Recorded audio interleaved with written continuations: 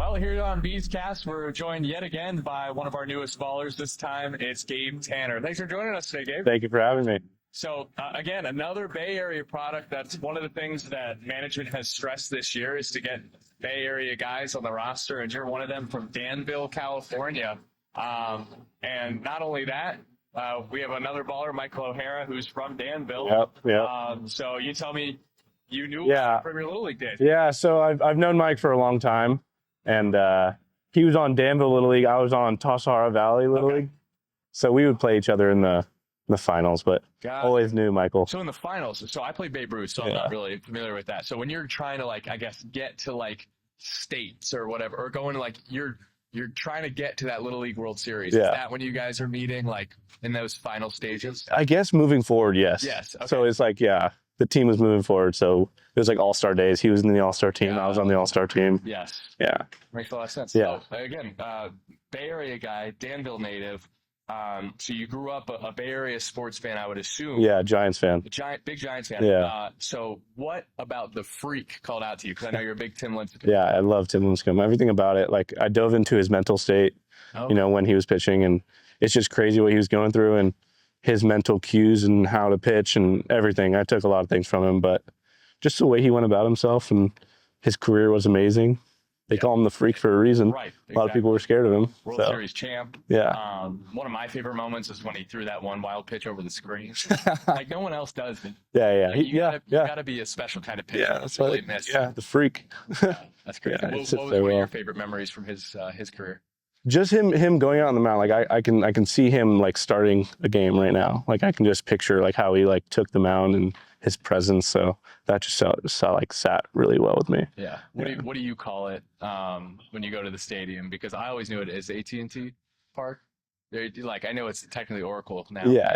Refer to it as AT&T. It's whatever, new business takes over. You got to respect it. So, yeah, but AT&T Park at heart for sure. Yeah. So you're an East Bay guy. Yeah. Hayward. You pitched it. Then Cal State Hayward. I guess it probably was Cal State East Bay. Cal State East Bay now, yeah.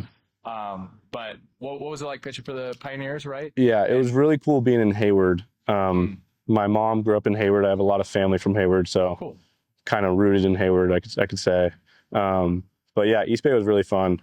Went there, tried to get a spot, got a starting spot, started working my way up, and then, I was in the starting rotation every week, and then feeling good, dominating. But yeah, it was a really good college career for me.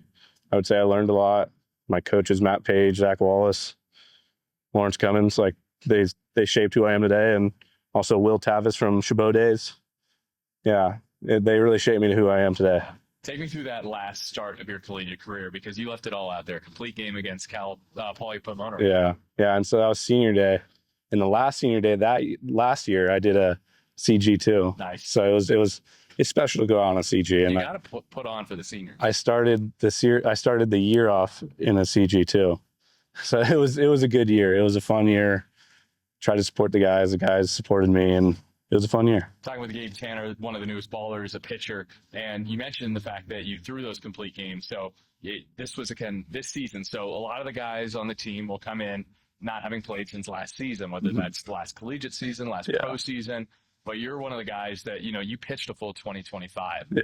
So take me through the adjustments then now, joining the ballers in pitching out of the pen, because that's not something you're used to. Yeah, it's a huge thing. I look at it as I'm working my way up.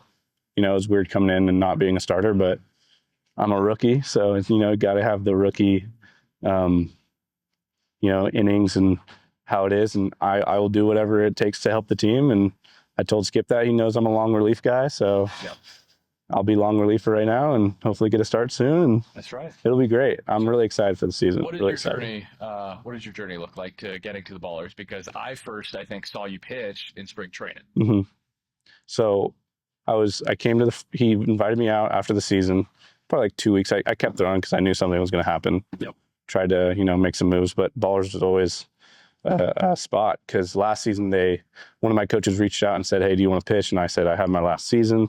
Don't want to really do that and mess that up." So they reached out to me after the season, went out and pitched 4 times. I was a local guy, so I knew it was going to take some time. And they picked me up in the perfect spot. And started maybe 4 or 5 days ago. Yep.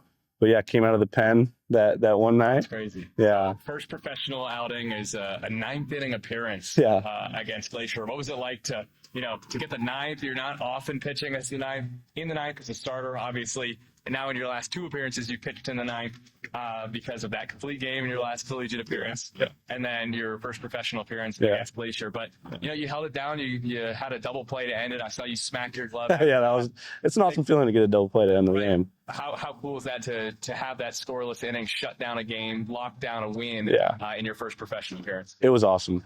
I'm antsy in the pen every game, like waiting for my name to be called. But, when I came in the game, I was ready. Those first 2 pitches were out of the zone. That was pure jitters, like for sure. Right. It's like, everyone's saying my name. It's I think from college to here, like hearing your name, your full name, it's a different experience, and it's awesome. Yeah.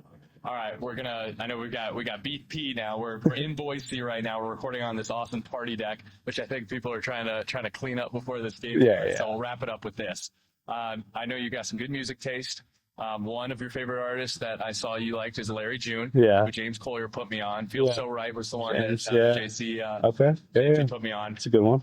Now, another one is Mac Miller. I've never gotten into Mac Miller. I know he's kind of a musical genius and one of the G's of the musical industry. Yeah. One of the up and comers. Obviously, tragically passed away. Yeah, rest in paradise, man. But what if you're taking the aux, you're putting on one Mac Miller song to get me to like Mac Miller, what song are you putting on? What's the Use is a good song. It's like an upbeat song. It makes you feel happy. And Mac Miller, he was trying to make his fans feel happy, and I listened to his music because it made me feel happy. So it was awesome. I love that. Yeah. All right, folks, that's Gabe Tanner. We look forward to your first start, whenever that may be. But for now, doing good work out of the pen, and good to have you aboard. Thank you so much. Appreciate it.